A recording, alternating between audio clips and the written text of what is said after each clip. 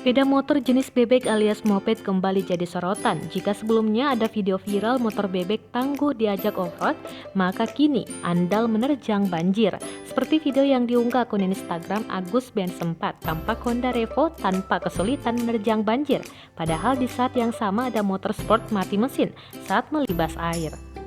Terlepas jenis motornya menerjang banjir, tidak bisa modal nekat, dibutuhkan pengetahuan mengenai hal ini agar motor tidak macet dan mengalami kerusakan. Technical Service Division PT Astra Honda Motor, Endro Sutarno mengatakan sebelum melintasi jalanan yang tergenang banjir, perlu memperhatikan beberapa hal, salah satunya adalah ketinggian air.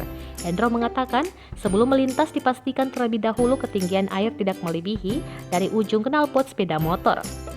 Sebelum menerobos banjir, sebaiknya pengendara sepeda motor harus memastikan terlebih dahulu apakah ruas jalan tersebut aman untuk dilewati.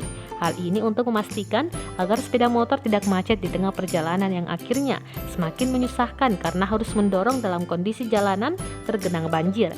Jika memang ketinggian air melebihi batas maksimal yakni ujung knalpot, Endro menyarankan sebaiknya pengendara tidak perlu memaksakan untuk melintasinya.